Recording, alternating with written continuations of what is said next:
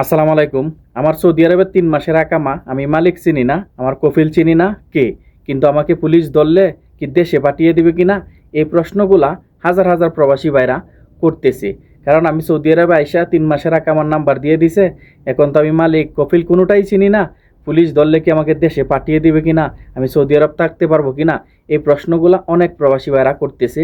আপনার কাছে যদি সৌদি আরবে ৩ মাসের আকামার নাম্বার আপনাকে আসার পরে দালাল দিয়ে থাকে, তাহলে আপনার কপিল দুজি ৩ মাসের ভিতরে আপনাকে হরুপ কিংবা এক্সিট আপনাকে খরচ নিয়ে হ্যাঁ না মারে, কারণ আপনি দেশে যাওয়ার জন্য কারণ না হয়, তাহলে আপনি সৌদি আরবে অনায়াসে আপনি যে কোনো জায়গায় কাজ করতে পারবেন, যতদিন ইচ্ছা ততদিন থাকতে পারবেন। কারণ কেন?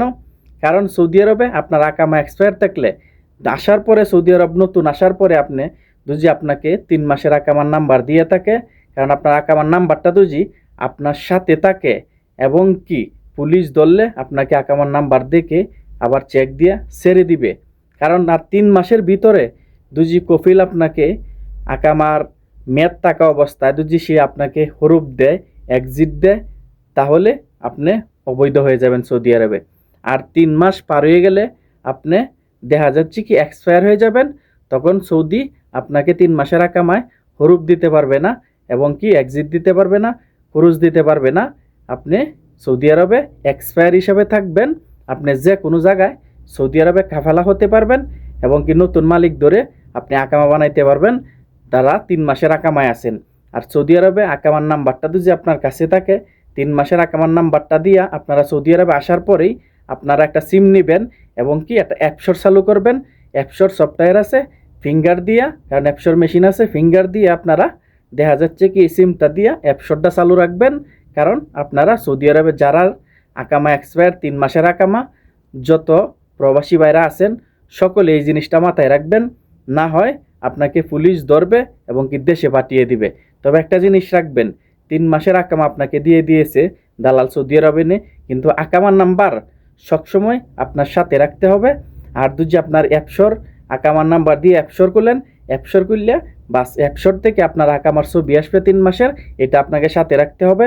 না হয় আকামার নাম্বারটা সবসময় আপনার সাথে রাখতে হবে, যাতে পুলিশ ধরলে আপনাকে ছেড়ে দেয়। কারণ আকামা চেক দিবে, দেখবে এক্সপায়ার, আপনাকে ছেড়ে দিবে।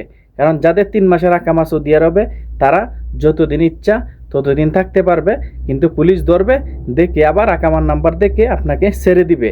কিন্তু এই ক্ষেত্রে যাদের 1 বছরের আকামা, কফিল চিনেন না, মালিক চিনেন না, কারণ সৌদি আরবে, তাহলে ভীষণ ঝামেলা। যাদের 1 বছরের আকামা, কফিল, মালিক চিনে না, তাদেরকে দেখা যায় কি 5 মাস 6 মাস পরে সৌদি হুরুপ মেরে দেয়।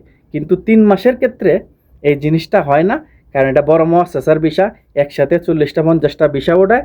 কারণ উঠাইলে এই কাজটা হয় কি, সৌদির সাথে তার কন্ট্যাক্ট থাকে যে মুআসসাসা যদি ভিসা আসার পরে লোকজন 3 মাসের আকামার নাম্বার দিয়ে দেয়, এগুলাতে সৌদির কোনো জরিমানা আসে না।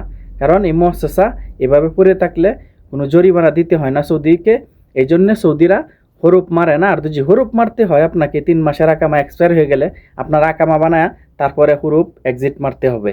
কারণ সৌদি আরবে 3 মাসের আকামা যারাই আছেন, আকামার নাম্বার নিয়ে প্রথমেই কাজ হলো অ্যাপসর চালু করবেন, আকামার নাম্বারটা সবসময় সাথে রাখবেন।